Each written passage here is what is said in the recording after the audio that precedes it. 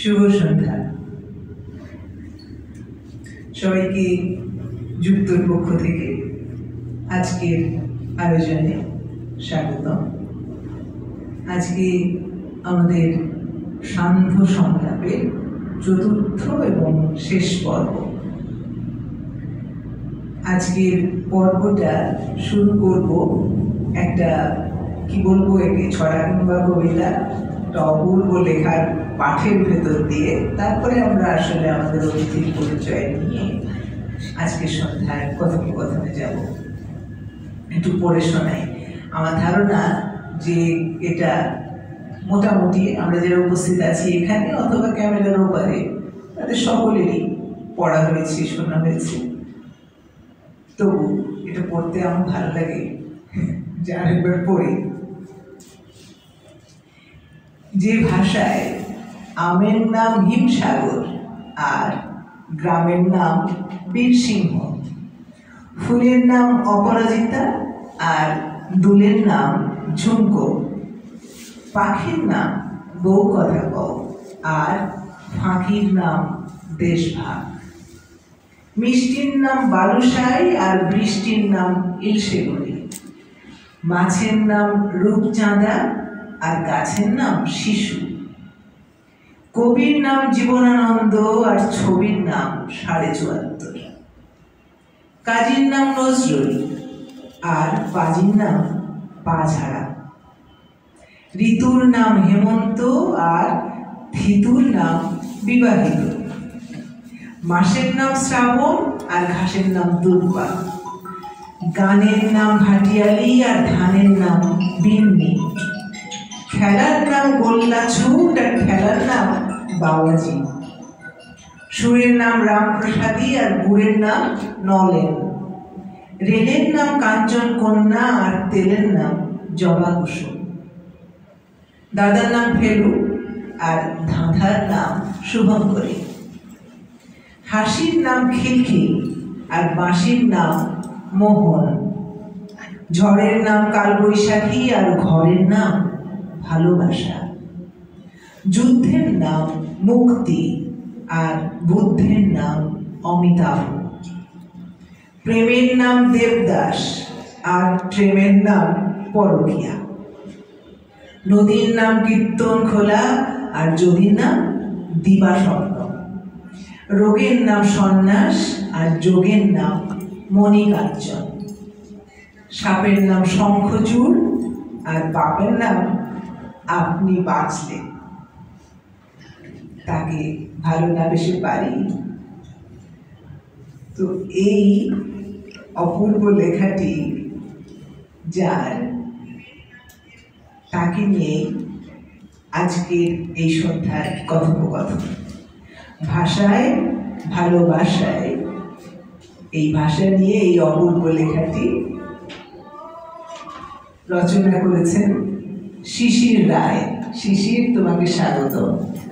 ধন্যবাদ যুক্তধারার সবাইকে এবং যারা শুনছেন দেখছেন তাদের সবাইকে।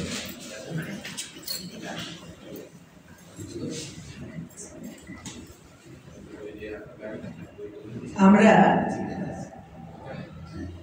আজকে যে লেখাটা পড়েছি সেটা শিশির কখন লিখেছেন, কেমন করে, এটা নিয়ে একটু কথা বলবো। মানে এটা এত লক্ষবার ভিউ হয়েছে, আমি এটা ভাবলাম যে একটু প্রিন্ট করে পড়বো আজকে। এই করতে গিয়ে দেখলাম ইউটিউবে এটার আবৃত্তি আর কোনো শেষ নেই, তো অজস্র রয়েছে।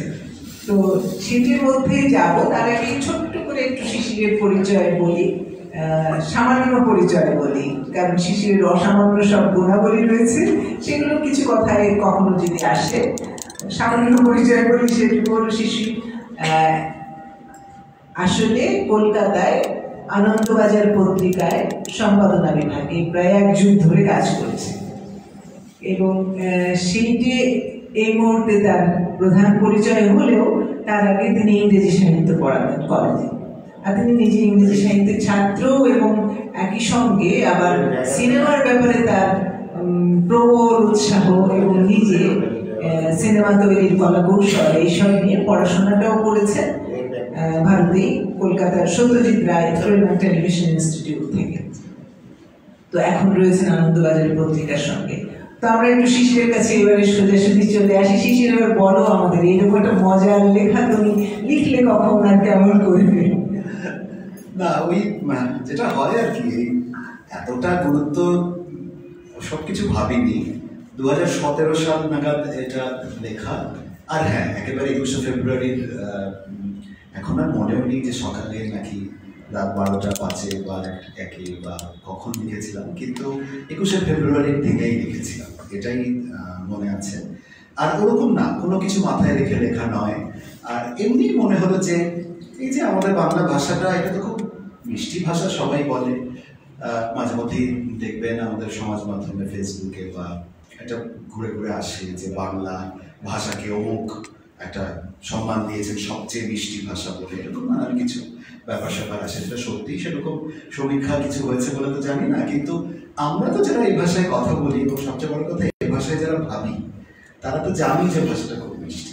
আমার মনে হচ্ছে যে খুবই সহজ সরল একটা শব্দ, বাসি, হাসি, ধান, গান, কবি, ছবি। তো এই যে বৃত্ত বা এই যে ছন্দ, মনে হচ্ছে যে এইটাকে কিছু না একটু সেলিব্রেট করি, একটু উদযাপন করি। তো সেই জন্যই ওরকম ভাবে ছন্দ, এখানে তো ছন্দটা শুধু ওই জায়গাতেই আছে, দুটো শব্দেই আছে, কোথাও ছন্দ সেভাবে নেই। তবু এটাকে ওভাবেই মানুষ একটা ছন্দবদ্ধতার মধ্যে দিয়ে নিয়েছেন, গ্রহণ করেছেন। এবং তারপর দেখা গেল যে কিছুই না, ফেসবুকে একটা স্বাভাবিক পোস্ট হিসেবেই দেওয়া হয়েছিল সেই 2017-র 21শে ফেব্রুয়ারি। তারপর দেখা গেল যে একটা কাণ্ড রইলই ব্যাপার, এবং সবাই সেটা করছেন, সবাই সেটা বলছেন, অহো কি শুনিলাম, জন্মান্তরেও শুনি না, এরকম টাইপের ব্যাপার। কিন্তু ওরকম কিছু নয়। কিন্তু তারপর থেকে প্রতিবারই দেখা যাচ্ছে 21শে ফেব্রুয়ারির আবহে ওই সমাজ মাধ্যমের অ্যালগরিদমের নিয়মেই ওটা ঘুরে ফিরে আসে। হ্যাঁ, আর ফেসবুকের সমস্ত লেখার যা ভবিতব্য হয় সংগৃহীত, এবং অন্যান্য নানান মানুষের তার মধ্যে তাদের লেখাপত্র ঢুকে পড়ে তাদের নামে প্রবাহিত এই সমস্ত হয়েছে। তো এখনো আমার যারা বন্ধুরা যারা জানেন, তারা আবার তাদেরকে সূত্রে দেন, না এটা এর লেখা, না এটা আসলে উনি লিখেছেন, এরকম। আর আমি যেটা করেছি যে লেখাটা যখন এরকম নিয়ে হলো, সবাই খুব গ্রহণ করলেন, তখন সেটাকে আমার সে বছরের একটা কলকাতাতে একটা বইয়ে সেটাকে আমি গ্রন্থবদ্ধ করেছি। তো এই হচ্ছে তার জন্মকথা। কিন্তু তারপরে এটা এখন সকলের, এটা এখন আমি নিজেকে পিতা মাতা ওরকম ভাবে বলে ভাবি না। এই যে তুমি এক্ষুনি বললে যে অনেকে এটা পাঠ করেছেন, আবৃত্তি করেছেন, ইউটিউবে আছেন, তারা তাদের মতো করেছেন, তাদেরই তারা আপন করে নিয়েছেন, আমি সেভাবেই ভাবি। তাদের কাছেই রইল, সবার কাছেই রইল ভাষা, সকলের মুখে না, তো সকলের। এটাকে আমি আর এখন আমার নিজের বড়ভাবে গণ্য করি না। ঠিক, এই যে তুমি বলছিলে যে কোন একটা 21শে ফেব্রুয়ারিতেই তোমার এটা লেখা হলো, কারণ 21শে ফেব্রুয়ারি এমন একটা দিন যেটা এখন পৃথিবীর কাছেই আন্তর্জাতিক মাতৃভাষা দিবস, কিন্তু বাঙালির কাছে এটা বিশেষ গৌরবের দিন। এই যেদিন তারা ভাষাটাকে আবার রাষ্ট্রীয়ভাবে স্বীকৃতি পাওয়ার জন্য ওই রকম করে সংগ্রাম এবং আন্দোলনের ভেতর দিয়ে, রক্তপাতের ভেতর দিয়ে নতুন করে অর্জন করেছে। তো সেই ভাষাটা নিয়ে তো আমাদের সত্যি আবেগের শেষ নেই। আর ওই ভাষাটা শুধু বাংলাদেশে নয়, পশ্চিমবঙ্গে একই ভাষায় কথা বলি আমরা। তো আমাদের এই ভাষাটা সারা পৃথিবীতেও বাংলা ভাষাভাষী মানুষ ব্যাপক সংখ্যক ছড়িয়ে পড়েছে দেশে দেশে। তো সেখানেও নিশ্চয়ই তারাও বাংলা ভাষায় পরস্পরের সঙ্গে যোগাযোগ করেন, সংযোগ করেন, আমরা করি। তো এই যে একটা তোমার কাছে, তুমি যে একটা সংবাদ মাধ্যমের সঙ্গেও যুক্ত আছো, সেই জায়গা থেকেও যদি হয়, অথবা ব্যক্তিগতভাবে দেখার বোঝার জায়গা থেকেও, আমাদের যেমন বাংলাদেশে এই গত 30-40 বছরে আমরা দেখছি যে এই ভাষাটা যে প্রায়োগিক জায়গায়, ব্যবহারের জায়গায় বেশ একটা পরিবর্তন ঘটছে। একটা সময় প্রমিত উচ্চারণ, প্রমিতভাবে ভাষা ব্যবহারের একটা খুব শৃঙ্খলাবদ্ধ একটা আয়োজন ছিল। লোকে যদি অফিসিয়ালি কোথাও বলতে হয় তাহলে ভাষাটাকে এইভাবে শিখে এইভাবে বলবে, এরকম ছিল। সেই সমস্ত জায়গাগুলো অনেক নড়ে যাচ্ছে, অনেক পরিবর্তন হচ্ছে। আজকের দিনের প্রজন্ম বাংলা ভাষাটাকেই বলছে পেশাটা খিচুড়ির মতো, এরকম নানান কিছু হচ্ছে। তোমার পশ্চিমবঙ্গে দেখবার ব্যাপারটা ভাষাকে কিরকম দেখছো একটু আমাদের বলো যদি।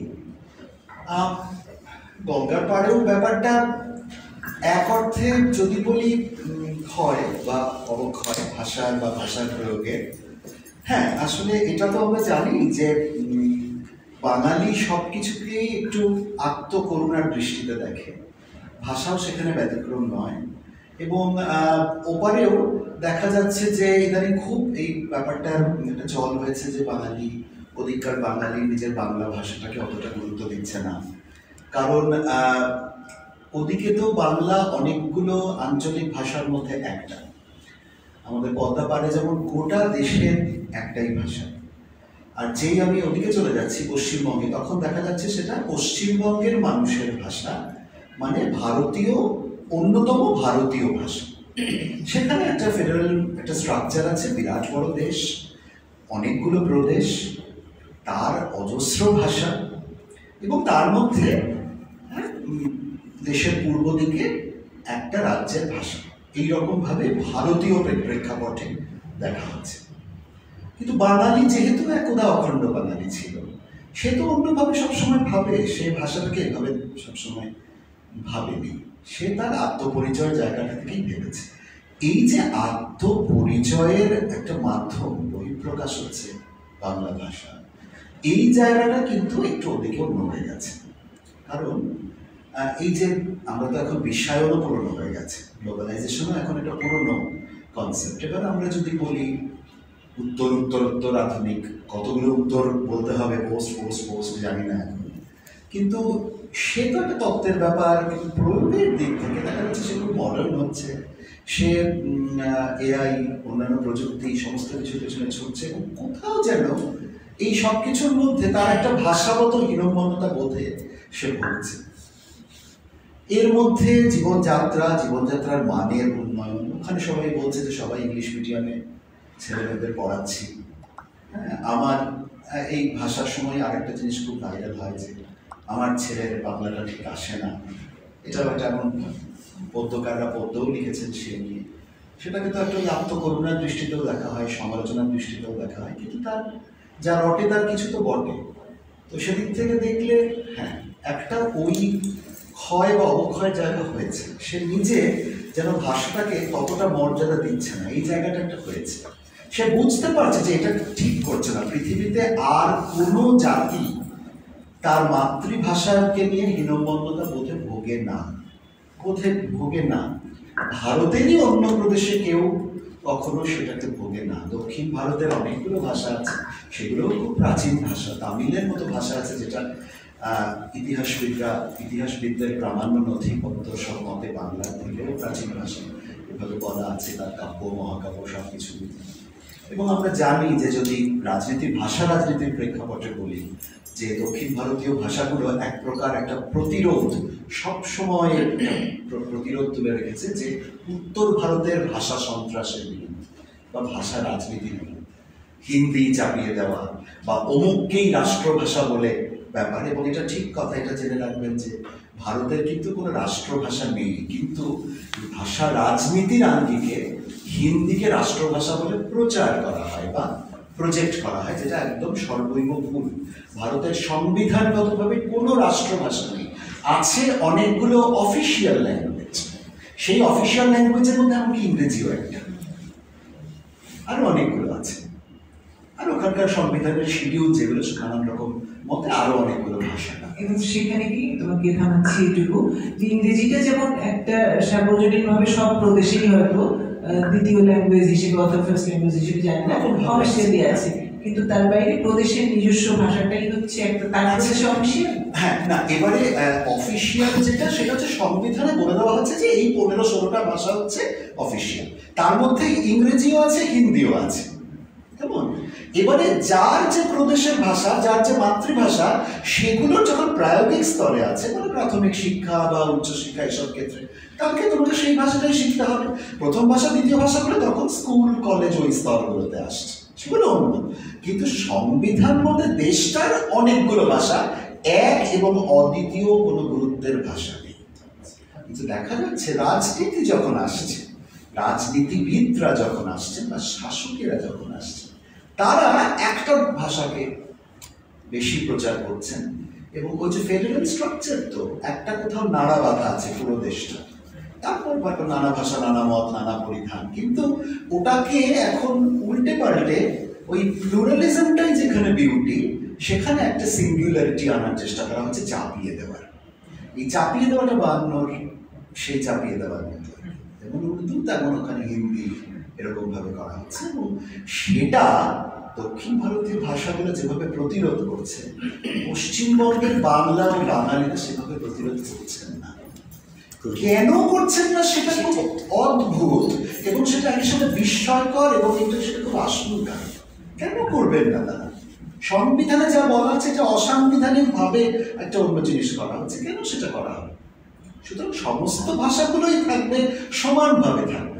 সেখানে একটা উপজাতি ভাষাও সমান গুরুত্বের, বাংলাও সেখানে তখন তার মেজরিটি, সে সাঁওতালি ভাষার উপর বাংলাও তার দাদাগিরি ফলাতে পারে।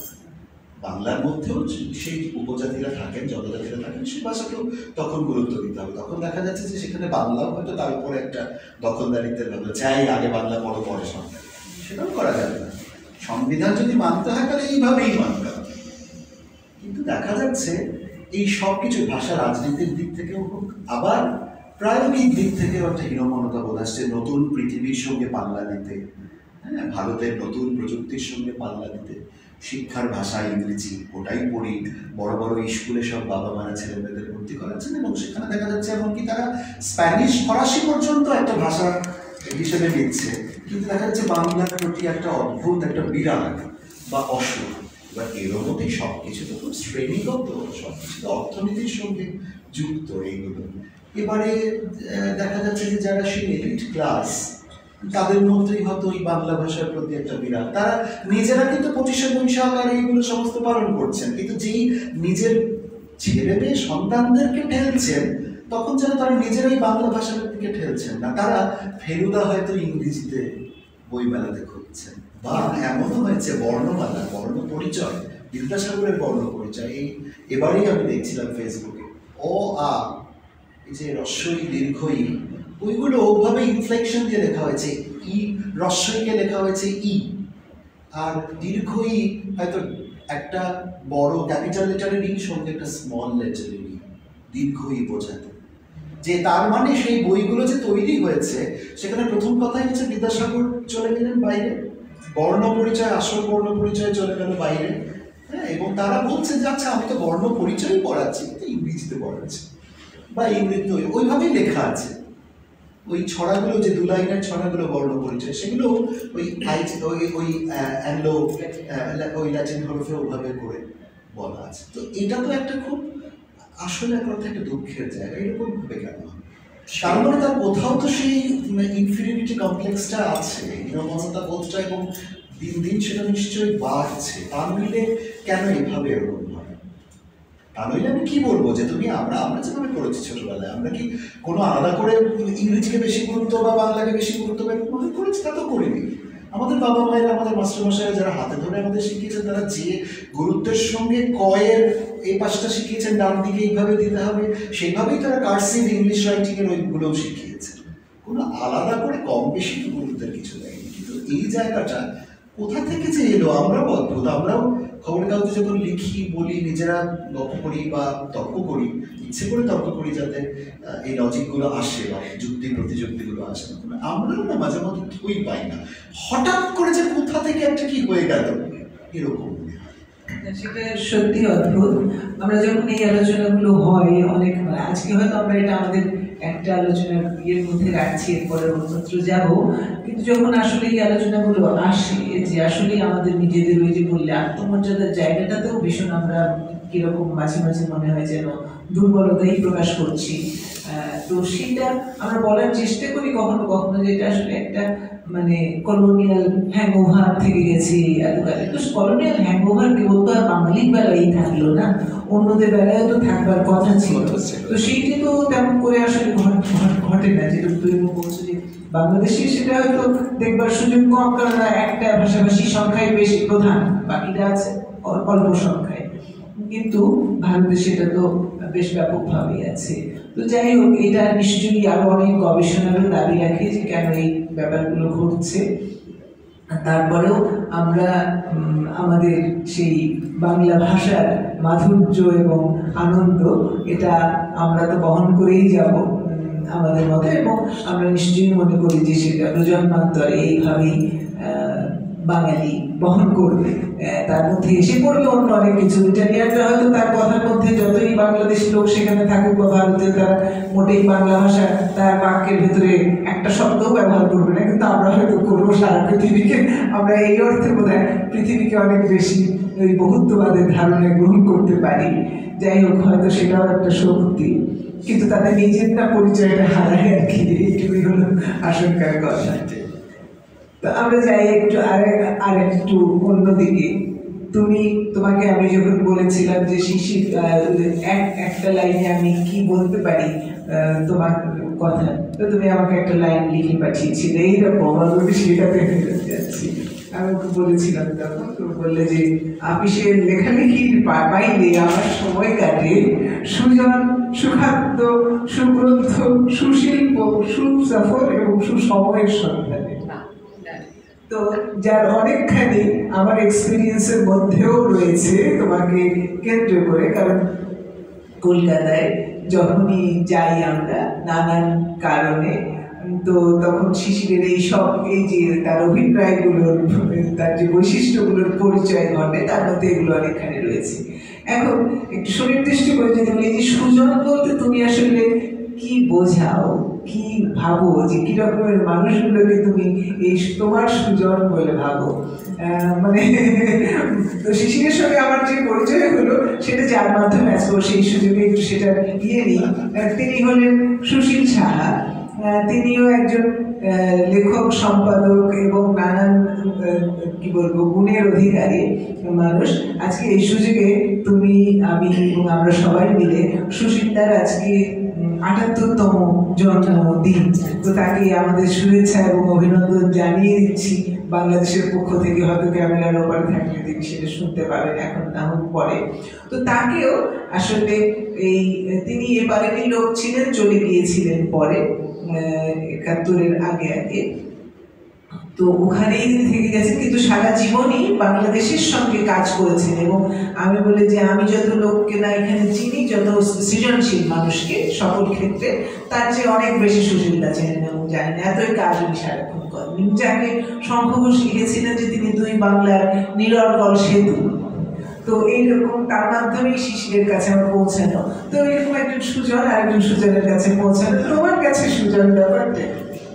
সুজনের সংজ্ঞা তো বাংলার প্রবাদে আছে, যদি হয় সুজন তেঁতুল পাতায় নজন।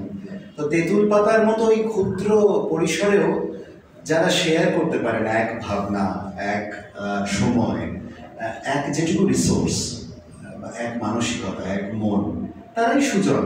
সুতরাং তার সেখানে তো আর এদেশ ওদেশ, এ ধর্ম ও ধর্ম, এ জাত ও জাত, ওগুলোর কোনো প্রশ্নই নেই। ওটাই মনে হয় আর কি। আর এখন যত দিন যায় আসলে তো বয়স বাড়তে বাড়তে বন্ধুর সংখ্যা কমতে থাকে। সেদিক থেকে যদি বলি আসল বন্ধু তো কতজনই হয়, কিন্তু আসল বন্ধু কিন্তু এখন মনে হয় যে ওই যে এক ভাবনা যখন ভাবি, এমনকি ভাষার ওপারে গিয়েও এমনও বন্ধুরা আছেন সত্যি সুজন যারা, তারা হয়তো বাংলা ভাষার বও জানবে না, কিন্তু কোথাও যেন প্রাণটা এক, মনটা এক। আর তাদের একটা সিনেমা দেখছিলাম, সেখানে একজন আরেকজনকে বলছে, you don't have to be blood to be family. তো you don't have to be blood to be friend also, মানে একই তো ব্যাপার, ফ্রেন্ডস আর ফ্যামিলি। তো এইরকমই আর কি মনে হয় যে কিছু কিছু মানুষের সঙ্গে দেখা হলেই মনে হয় না যে আরে বাবা এটা তো কোথাও একটা একই তার বাঁধছে, এইরকম আর কি।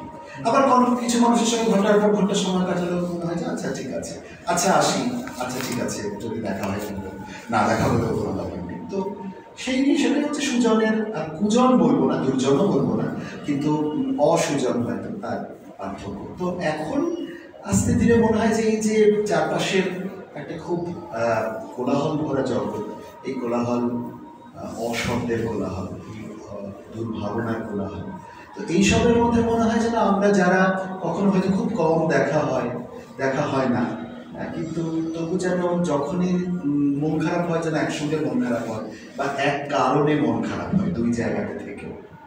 একটা পরিপ্রেক্ষিতে মন খারাপ হয়, কোনো একটা দেশ ভালো না থাকলে, হ্যাঁ এই আমার বাংলা ভাষা ভালো না থাকলে, মানুষ ভালো না থাকলে, ভালো বই তৈরি না হলে, ভালো শিল্প তৈরি না হলে, তখন যখন এইগুলো নিয়ে কথা বলি এবং যখন মনে হয় যে আরে আমাদের ভাবনাগুলো এক, আমাদের সংখ্যাগুলো এক, আর আমাদের আনন্দগুলো এক, সেই মানুষগুলো যখন মিলে যায় তাহলে সুযোগ, এটাই মনে হয় আর কি, এর বাইরে আর কি।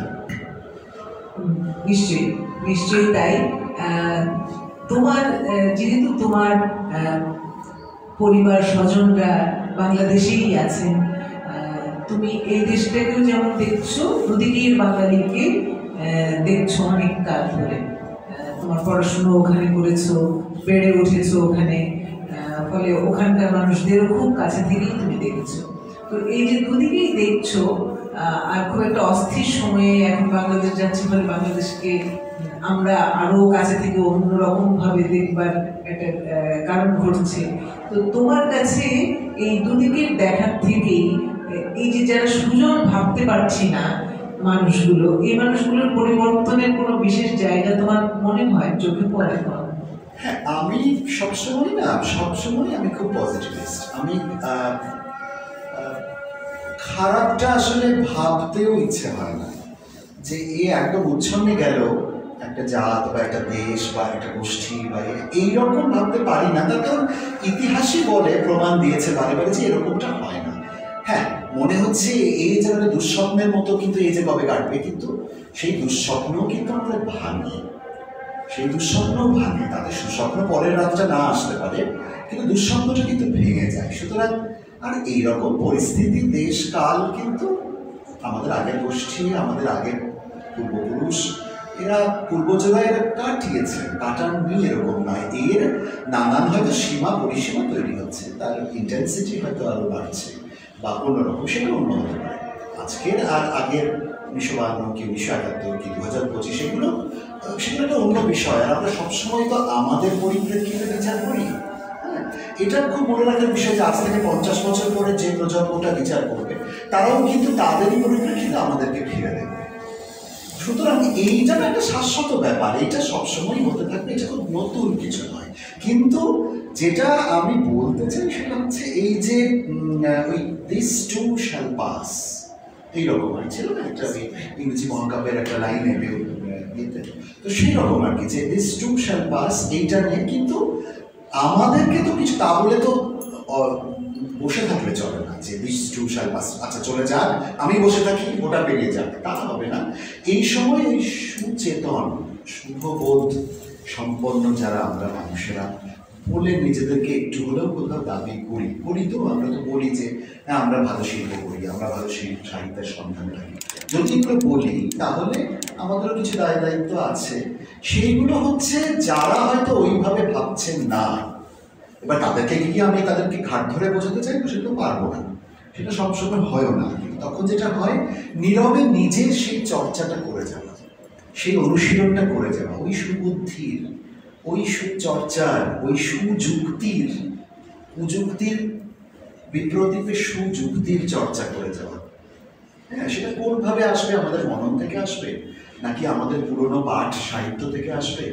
আগের আমাদের পূর্বজরা এরকমই সংকটের মুখে বা এর থেকেও ঘোরতর সংকটের মুখে যা লিখে গেছেন, বলে গেছেন, জীবন চর্চায় করে গেছেন, সেইগুলো কি আমরা আবার অভ্যাস করতে পারি, আমরা বলতে পারি আজকের পৃথিবীর সামনে, আজকের দেশের সামনে? কোনো না কোনোভাবে কোথাও নিজস্ব যে যার ক্যাপাসিটিতে সেটা আসলে করে যাওয়া যায়। কখনো সেটা হোক নীরবে, যদি বেশিরভাগটাই তাই নীরবেই হোক তাও হোক, কিন্তু তবু সেই সুচেতন মানুষের চেতনটাকে একটু পরিবাহিত করে দেওয়ার চেষ্টা।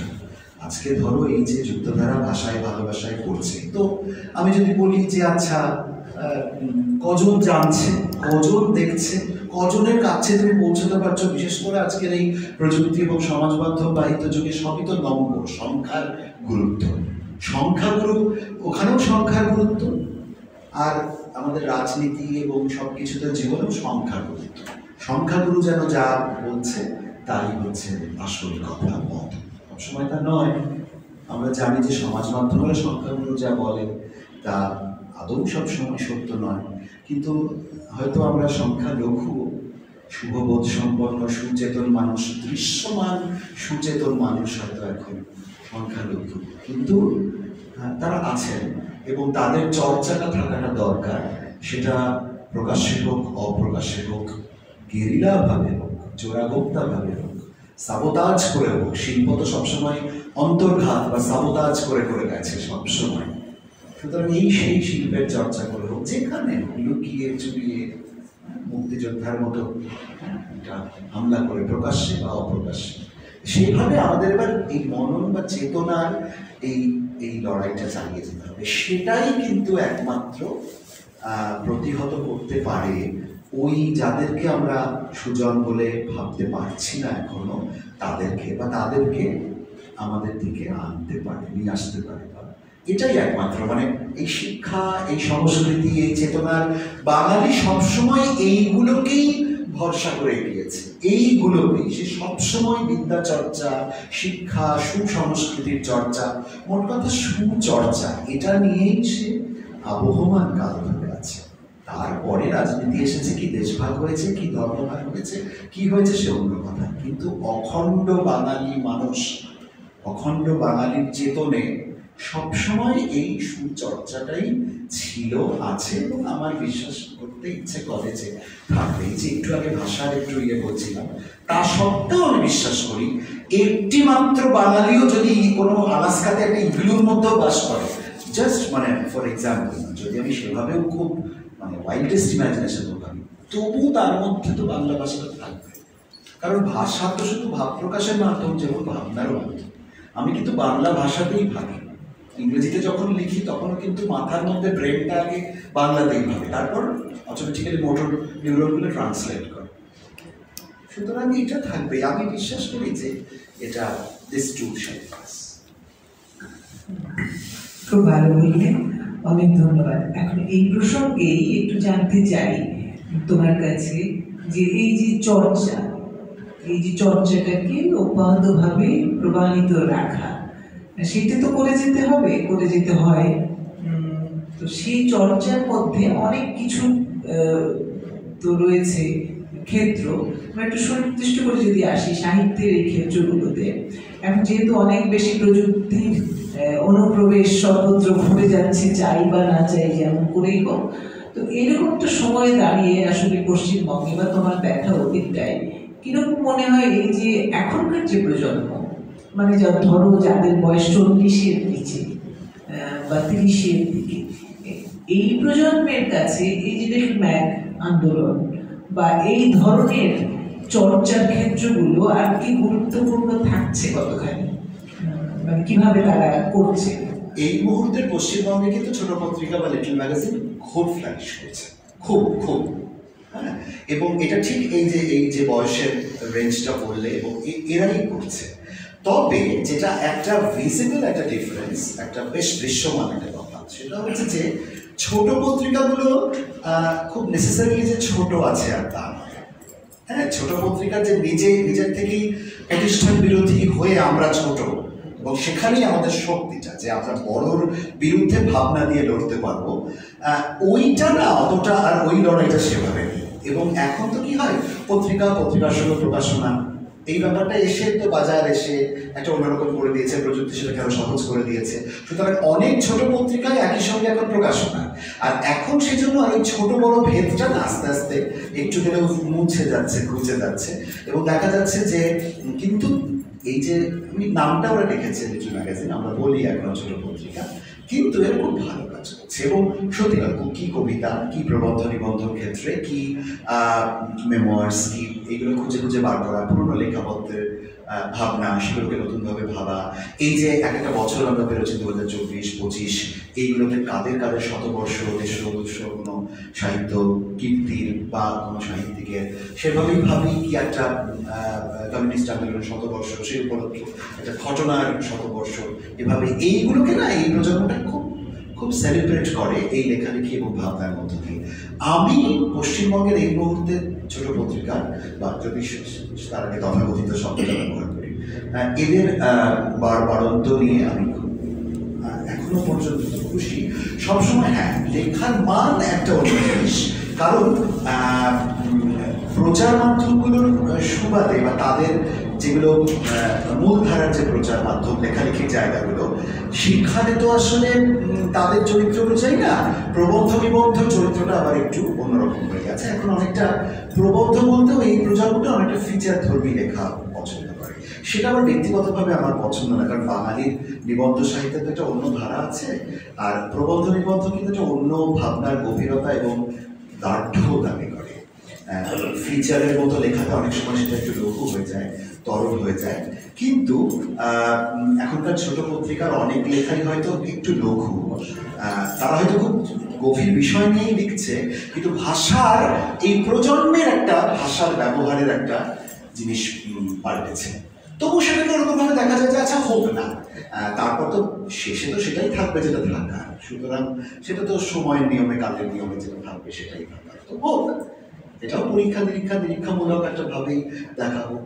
এমনকি অনুগল্প, অনুকবিতা, অনুসাহিত্য এ ব্যাপারটা হচ্ছে ছোট ছোট করে। এবার আচ্ছা হোক, মানুষই গ্রহণ করলে করবে, মানুষই যদি ছুঁড়ে ফেলবে, মানে পাঠক মানুষ, তারাই বিচার করবে, আমি বিচার করার কে? হ্যাঁ, এখন পৃথিবীব্যাপী কিছু কিছু নতুন বিষয় ক্রমাগত বৃহত্তর ক্ষেত্র লাভ করছে। তার মধ্যে এই যে সময় কমে আসছে লোকের হাতে, কারণ এত যন্ত্রপাতি এসে পড়েছে, সেটা দিয়ে এত কিছু করা যায়, তাই কেবল একটা জিনিসের মধ্যে আটকে থাকবে এই ধৈর্যের ভারী অভাব ঘটে যাচ্ছে বলে সব কিছু আয়তনে কম হলে অনেক কিছু করা যায়, অনেক কিছু পাওয়া যায়, এই অবস্থাটা একটা তৈরি হয়েছে, সন্দেহ নেই। আর আগামীকাল আবার আমরা এখানে, আমাদের এখানেও আগামীকাল বলে রাখি এই সুযোগে যে আমরা আগামীকাল একটা অনুগল্প এবং ছড়া পাঠ করব। তো সেখানে বেশ কিছু লেখক উপস্থিত থাকবেন আশা করছি সেরকম। এবারে একটু এই প্রসঙ্গের পাশ দিয়ে আরেকটা ক্ষেত্রে যাই, যেটা তোমার বিশেষ মানে আগ্রহের জায়গা, সেটা হলো সিনেমা। তো সিনেমা, আমি জানি যে তুমি একেবারে এমন সিনেমা পাগল, তো তোমার কি বলবো রেকমেন্ডেশনস এর উপরে অনেকে অপেক্ষা করে থাকে যে শিশির কবে একটা তালিকা দেবে, এইবারে অমুক অ্যাওয়ার্ড কোন ছবিগুলো পেতে পারে বলে তার তালিকা পাবে, তারপরে তারা সেগুলো ঝাঁপিয়ে পড়ে দেখতে শুরু করবে। কলকাতায় এরকম বহু, কলকাতায় শুধু না, আমাদের এখানে আমি নিজেও এখানে আমরা অপেক্ষা করি ওই রকম আর কি। তো সে পাগলের মতো ছবি তুমি দেখো। তুমি বাংলাদেশের ছবি দেখো নিশ্চয়ই, আর তোমার কি মনে হচ্ছে বাংলাদেশের ছবি, মানে বাংলাদেশের যে সিনেমা তৈরি হচ্ছে, তরুণরা যে আসছে এগিয়ে, এই যে একটু একটু করে পাল্টাচ্ছে, মানে বাংলাদেশে সিনেমা তৈরির একটা সময় ছিল একটা ক্ষেত্র, এখন এই নতুন প্রজন্মের কাছে অনেক যন্ত্রপাতি, কারিগরি প্রযুক্তি ইত্যাদি আসছে, কিন্তু সেই অনুপাতে আসলে এখনো খুব বেশি যে আমরা এগিয়ে যাচ্ছি তা না, কিন্তু নিশ্চয়ই দেখো, তোমার দেখাটা একটু বলো কেমন। আমি হ্যাঁ, ওই ছবি আমার এত প্যাশনের একটা জায়গা সিনেমা, যে হ্যাঁ আমি সমস্ত মানে সমানভাবে, আমি যেমন দেশ বিদেশে ইউরোপের ছবিকে যে গুরুত্বের সঙ্গে আমি ফলো করি, আমি হ্যাঁ বাংলাদেশের ছবিকে আমি সেরকম ফলো করি। এবং বাংলা ছবি নিয়ে তো একটা আলাদা গর্বের জায়গা থাকে, এবং ওই বাংলা ছবি মানে কিন্তু আমি পশ্চিমবঙ্গ বাংলাদেশ পুরোটা মিলে সবসময় করি। এই দুদিন আগে এক বন্ধুকে কথা প্রসঙ্গে বলছিলাম যে গত 10 বছরে আমাকে যদি বলা হয় যে সেরা একটা বাংলা ছবি বলো যেটা সত্যিকারের বিশ্বস্তরের ছবি, মানে এই ব্যবসা সফল কি অমুক তমুক একেবারেই নয়, একদম বিশ্বস্তরের ছবি এরকম, সেই ছবিটা কিন্তু বাংলাদেশের ছবি, সেটা পশ্চিমবঙ্গের ছবি নয়। এটা আমি একদম ছবির ব্যাপারে আমি খুবই কড়া, আমি খুব মানে কড়া বিচারক, এবং এই ক্ষেত্রে আমি সেই ছবিটা বাংলাদেশি, মানে যদি আমি বলছি বাংলা ছবি হিসেবে রেহানা মারিয়াম নূর, এই ছবিটা আমার কাছে গত ইদানিং সাম্প্রতিক কালে, যদি আমি গত 10 বছরের বলি, সেরা ছবি একদম। এবং এটা সব দিক থেকে, মানে মানবিক থেকে শুরু করে কারিগরি প্রযুক্তি সবকিছুর দিক থেকে ছবি তো আসলে সবকিছু, মানে আমি সবসময় বলি যে সিনেমার সংজ্ঞা আমার কাছে, সিনেমা একটা বিজ্ঞান যেটাকে দিনের শেষে শিল্প হয়ে উঠতে হয়। বেসিক্যালি ওটা একটা বিজ্ঞান, কিন্তু বিজ্ঞান হয়ে থাকলেই চলবে না। খুব ভালো ক্যামেরা মানে ভালো ছবি নয়, খুব ভালো সাউন্ড মানে ভালো ছবি নয়, খুব ভালো রং এসব দেখা যাচ্ছে মানে ভালো ছবি নয়। তার একটা কোনো এক্স ফ্যাক্টর আছে, সেই এক্স ফ্যাক্টরটাই হচ্ছে শিল্পের জায়গাটা।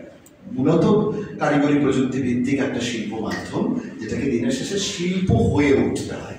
মানুষের বাচ্চাকে যেমন অনেক কষ্ট করে মানুষ হয়ে উঠতে হয়, সেরকম একটা বিজ্ঞান থেকে শিল্পী হয়ে উঠতে হয়। তো সেরকম আর বাংলাদেশের যে প্রজন্মটা এখন যারা ছবি করছেন, হ্যাঁ অন্য অনেক সীমাবদ্ধতা আছে, এমনকি হয়তো হাতে গোনাই ছবি এখনো পর্যন্ত ভালো। তবে হ্যাঁ, এই যে তারা নানান রকম নিরীক্ষা করছেন, সেই নিরীক্ষা কখনো খুব বাজেট কনস্ট্রেন্টের মধ্য থেকে সেটাকে বেরিয়ে যাওয়ার ছবি, সেটা আমার ভালো লাগে। দ্বিতীয় কথা হচ্ছে, বাংলাদেশ এত ছোট একটা দেশ এবং তার ভৌগোলিকভাবে, তার প্রকৃতিগতভাবে কিছু লিমিটেশন আছে। ভারতে চাইলে সে কাশ্মীরের মতো ওরকম জায়গা পাবে, সে হয়তো নানান রকমের সমুদ্র পাবে, বাংলাদেশে হয়তো সেটা নেই।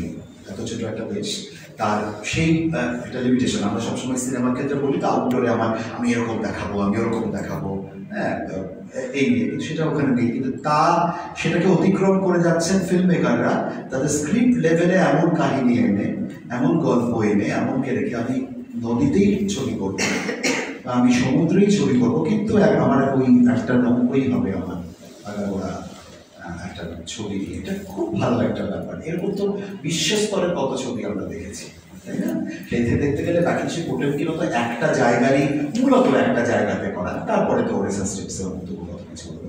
কিন্তু এরকম ছবি তো আমাদের আছে। তো এই প্রজন্মটা কিন্তু সেই প্রতিবন্ধকতাগুলো পেরিয়ে ভাবছে নানান রকম, কিছুটা কোথাও সফল হচ্ছে, অনেকটা জায়গায় বিফল হচ্ছে। তারা ভাষা নিয়ে, হ্যাঁ কক্সবাজারের একেবারে উপভাষা নিয়ে একটা ছবি বেঁধে ফেলছে। আমি আগের বার এসে দেখেছিলাম নওগাঁর এই ছবিটা, এরকমই। তো এইরকম নানান ছবি যে আসছে, এবং এইটাই কিন্তু একটা দেশের মূলধারার ছবির প্যারালালি যখন এত নানান রকমের ছবি তৈরি হবে, একই ভাষার নানান রকম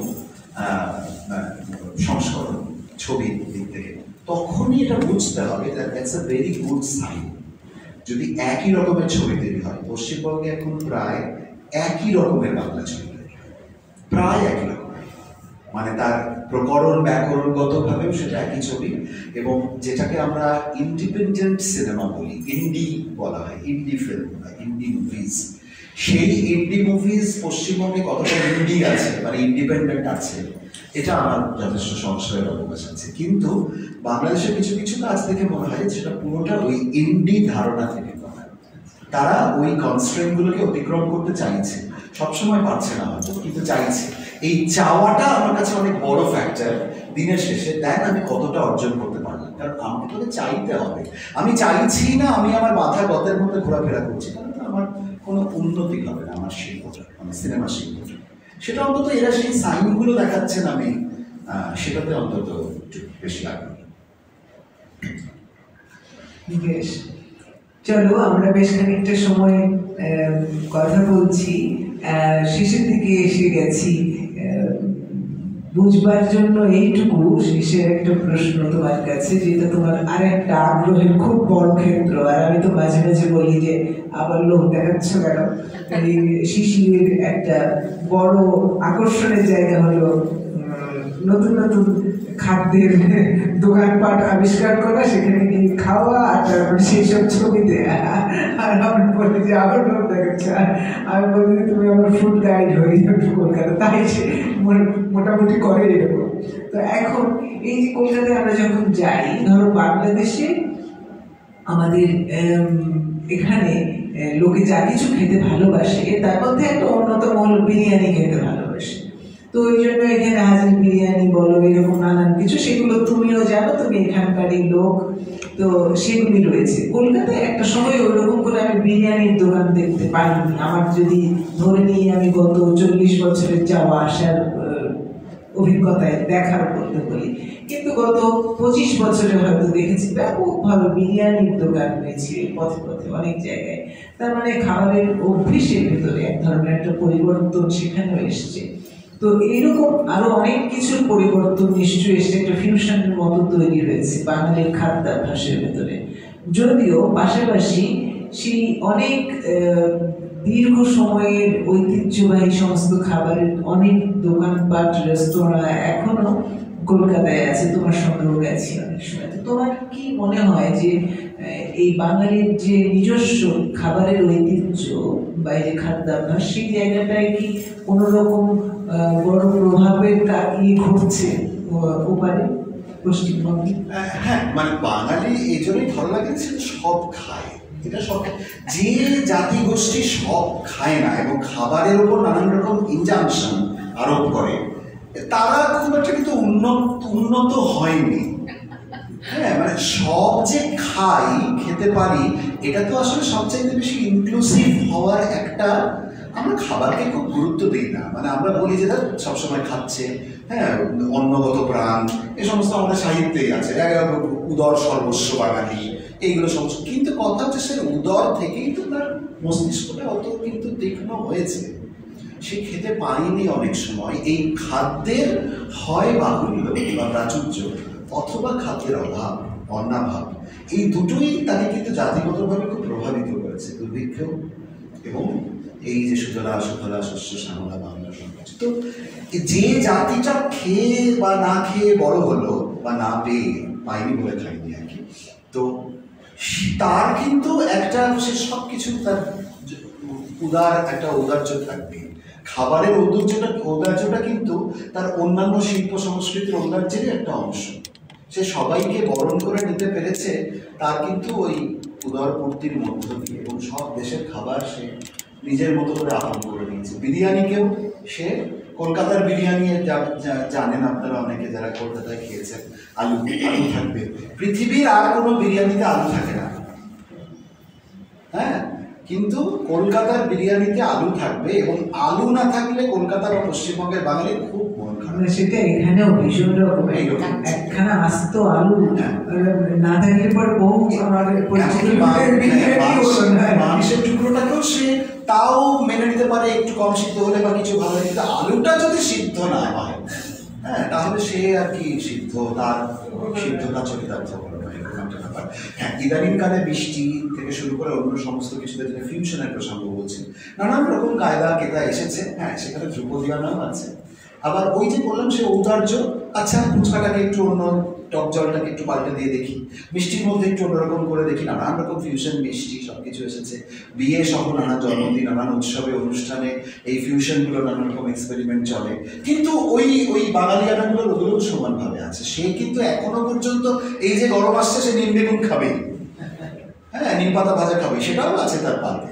সে ওদিকে বার্গারও খাবে, সে ওদিকে হয়তো গিয়ে মুরগি ভাজাও খাবে, কিন্তু তার বাড়িতেও কিন্তু তার মা বলবে যে না এটাও খেতে হয়, খাও, শুক্তো খাও, শেষে চাটনি খাও, টক আমের ডাল খাও, আম ডাল খাও। আসলে তো এইগুলো আমাদের আবহাওয়া, এইগুলোর সঙ্গে যুক্ত, তাই না? এই খাদ্যাভ্যাসের ব্যাপারটা এভাবেই তো এসছে। কেন ওই রকম শাক পাতা, কেন ওই সব হাবিজাবি ওসব খেত, তার কারণ হচ্ছে যে পেত না, অন্য জিনিসগুলো পেত না। আমি যে ছোটবেলায় যে স্কুলটায় পড়েছি, যে জেলাটা কলকাতা থেকে অনেক দূরে, সেখানে পাওয়া যেত না কোনো খাবার। পুরুলিয়া জেলার ওরকম রুক্ষ মরুভূমির মতো জায়গা, শুধু আলু যে পাওয়া যেত, সেটাও যেত কলকাতা থেকে। কোনো তরিতরকারি ফসল টসল সেখানে হতো না, তো তারা, আমরা সেখানে খেতে পেতাম না সেরকমভাবে। আমরা জানতাম না যে ছোটবেলায় তো মনে হয় যে এই গোটা বিশ্বটাই বোধ হয় এরকম, এখানেই শুধু আলুই হয়। তারপর যখন শহরে এলাম, দেখি নানান রকম তরিতরকারি, এবং সেখানে অন্য এক হোস্টেলে নানান রকম তরিতরকারি দিচ্ছে, তখন আমরা দেখালাম, তো তখন আমরা দুর্ভিক্ষপীড়িত মানুষের মতো খেতাম, এবং অন্য বন্ধুরা মতো বাবা এরা এরকম ভাবে খাচ্ছি, তো সামান্য টাটকালি ডাল, সেই তো ডাল, সেই তো সবজি, এত খাবার কি আছে, কিন্তু আমরা যে পাইনি সেজন্য আমরা খাচ্ছি। সুতরাং সে কিন্তু দুটোতেই আছে, সে অন্নাভাবও তাকে শিখিয়েছে, অন্যের শস্যের প্রাচুর্যও তাকে শিখিয়েছে, বাহুল্যও তাকে শিখিয়েছে। সে তার মধ্যে সে ধ্রুপদী, ওই যে বাঙালি সংস্কৃতির ওই খাদ্যাভ্যাসকেও সে যেমন রেখেছে, সে বাইরের সমস্তগুলো, সে অওধের বিরিয়ানিকেও নিজস্ব একটা রূপ দিয়েছে। তারপর তো ওয়াজেদ আলী শাহ নবাব, তিনি তো কলকাতাতেই ছিলেন, মেটিয়াগঞ্জের নবাব, তিনি তার ঘিরে অনেক নানান রকম পরিবর্তন এসেছে খাদ্যাভ্যাসে। এবং সে সবসময় দিল খোলা একটা জাতি, এবং সে প্রথমেই বিশ্বাস করে এসেছে বাঙালির অন্তর হচ্ছে তার উদরের মধ্যে দিয়ে, অন্তরের রাস্তাই হচ্ছে তার উদরের মধ্যে, জঠরের মধ্যে। জঠরে তার আগুন জ্বলেছে, সে জঠরানল সে নিতে চেয়েছে, নেভাতে চেয়েছে, কখনো আলু পোড়া দিয়ে, কখনো শাক পাতা দিয়ে, কখনো নদীর জল থেকে ধরা, আল থেকে ধরা চুনোপুটি দিয়ে, আর যদি কখনো সেই কাতলা পেয়েছে, রুই কাতলা পেয়েছে, ইলিশ পেয়েছে, খেয়েছে, এরকম ব্যাপার। সুতরাং তার তো কালো জিরে দেওয়া ইলিশের ঝোলও থাকবে, আবার তার বোনলেস ইলিশও তার কাছে সমানভাবে এখন তার 5 স্টার হোটেলে থাকবে। সেই ধর্মেও আছে, সে যেটা ফেলছে। খাবারের আলোচনা এটাই মধুরের সমপয় হলেই ভালো, এরপরে অন্য কিছু বলে তিত না করে সেইখানে এসে শেষ করে যে যদিও বাঙালির কিছু কিছু দিক নিয়ে আমরা আসলে এই কথাবার্তাটা বলতে চাইলাম, আমাদের ভাষা নিয়ে, আমাদের খাবার নিয়ে, আমাদের সিনেমা নিয়ে, আরো আসলে থেকে গেল অনেক কিছু, আমাদের সঙ্গীত, আমাদের আরো নানান দিক, আমাদের পোশাক, এইসব। কিন্তু সবার একটা আড্ডায় হয়তো বলতে গেলে কয়েক ঘন্টার ব্যাপার হয়ে যাবে, সেই জন্য সেগুলোর মধ্যে আর খুব বেশি যাচ্ছি না। কিছু কিছু ধরো ওদিকেও যেমন আমাদের এই দিকেও তেমনি কিছু পরিবর্তন তৈরি, খাবারের ব্যাপারটাও যেমন বললে যে এখানেও যেমন মাঝখানে এমন হয়েছিল যে আমাদের মনে হচ্ছিল যে আমাদের যে পিঠাপুলির একটা খুবই ঐতিহ্যবাহী ধারা আছে খাবারের, খুব প্রিয় আমাদের, সেইটা বোধহয় প্রায় উঠেই যাচ্ছে কিনা, এত বেকড ফুড, এত বেকারি আইটেম এসে সব রিপ্লেস করে দিচ্ছে নাকি কেক এবং প্যাটিস এবং ইত্যাদি ইত্যাদি। তারপরে একটা আবার কবছর ধরে দেখছি যে না, বিপুল উদ্যমে আবার পিঠা ফিরে আসছে, সর্বত্র এমনকি পিঠার উৎসব হচ্ছে। তো বাঙালির এইগুলি বোধহয় বৈশিষ্ট্যের মধ্যে, সবটাই একটু পরখ করে দেখলাম, এটাকেও নিলাম, আমারটাও রইল, অসুবিধে নেই। তো সেই জায়গাটা বোধহয় সর্বত্রই খানিকটা করে আছে। এই ইনক্লুসিভ নেচারটাই কিন্তু তাকে বাঁচিয়েছে সর্বক্ষেত্রে। সে এক্সক্লুসিভ নয়, সে ইনক্লুসিভ, সর্বসময় সে প্লুরালিস্ট, সে সবসময় বহুত্ববাদী। ওই বহুত্ববাদিত্বটাই, বহুত্ববাদটাই তার তত্ত্ব আসলে। ওই সে মানে জাতিগত ধারণায়, জাতীয়তাবাদে, ভাষায়, সংস্কৃতিতে, পোশাকে, আশাকে, খাদ্যে, বিচারে, সাহিত্যে, নাচে, গানে, সে লালনেও আছে, সে রবীন্দ্রনাথেও আছে, সে গজলেও আছে, সে ঠুমরিতেও আছে, সবগুলো তাই, সবগুলো তার চাই। মানে ওইটাই আমাদের শক্তির জায়গা, সৌন্দর্যের জায়গা, কোনো সন্দেহ নেই। ওই সবকিছুকে ধারণ করতে পারা, সব ধারণ করেও আবার আমার মতো থাকতে পারা। তো সেইটি যখন বেড়ে উঠি না আমরা, তখন আমরা বুঝি যে এটা আসলে নষ্ট করতে চাই অন্য কোনো শক্তি, তাদের অন্য আরো কোনো এজেন্ডা আছে, সেইখান থেকেই ধাক্কাগুলো আসে। কিন্তু যাই হোক, বাঙালির বাংলা ভাষার এই আলোচনার ভিতরে আমি যেটুকু আনতে পারলাম, বলতে পারলাম কথা, সেটুকু তোমার সঙ্গে সেই কথাগুলো শুনতে পেরে আমাদের নিশ্চয়ই অনেক আনন্দের ব্যাপার হলো। আশা করি যে যারা শুনতে পারলেন বা শুনবেন পরে, তাদেরও এটা সবটা মিলিয়ে খুব ভালো লাগবে। এই কথাবার্তা এবং আলোচনাটুকু তোমাকে অনেক অনেক ধন্যবাদ আমাদের সকলের পক্ষ থেকে, যুক্তর পক্ষ থেকে, যে আজকের সন্ধ্যাটা তুমি আমাদের সঙ্গে কাটালে। আমারও খুব খুব ভালো লাগলো। আমি তো এই প্রথম এলাম যুক্তধারায়, তো খুব ভালো লেগেছে। আর আপনারা সবাই ভালো থাকবেন আর আসবেন। আর যা যা নিয়ে কথা হলো সেগুলো ওদিকে দেখা হলে সেগুলোর বাকি কথা তখন হবে। অনেক ধন্যবাদ। আচ্ছা, আমি একটু কথা বলি। জি জি, নিশ্চয়ই। আমরা এখানে এসে, আমি তো এসে খুব ভালো লাগছে আমার। না, ওইটা দরকার নেই।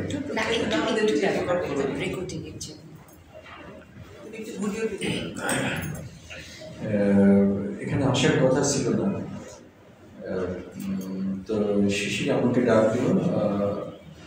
নীতিশ আত্মীয়, আমার বর্দার ছেলে সুদীপ্তর কি বলবো, সম্বন্ধী বা শালা আর কি, মানে তার স্ত্রীর ভাই, ওই অর্থে আমার আপনজন। অনেকদিন যাবৎ শুনি শিশির কথা, দেখা হলো এবারে কেবল। তো দিদির সঙ্গে যে আলাপচারিতা, যে কথাগুলো এলো, আমাকে খুব মুগ্ধ করেছে। আমার আবার আবার ভাবিয়েছিল যে এই বহুত্ববাদিতার কথা বললে বা সব কিছু বাঙালি গ্রহণ করতে পারে। আজকে এই অবস্থানে দাঁড়িয়ে আমার মনে হয় আর কিছু না হোক, সময় অনেক পেরিয়ে এসেছি। আমার 1952 সালে জন্ম, তো সেদিক থেকে অনেক দিনই হয়েছে মোটামুটি। আমি মুক্তিযুদ্ধ করেছি, কিন্তু তুমি যেমন বলেছো যে তুমি সব কিছুকে ইতিবাচক দিক থেকে দেখো, আমারও ওটাই স্বভাব ছিল, অভ্যাস ছিল, আমি ওইভাবেই করে উঠছি। হ্যাঁ, আমার জন্মের আগে আমার বড় বোন ম্যাট্রিক পাস করেছে, তো ওই পরিবার থেকে আমি আসছি। তো এখন আমরা ওইভাবেই ভাবতে শিখছি। বাবাও শিক্ষক ছিলেন, দাদাও শিক্ষক।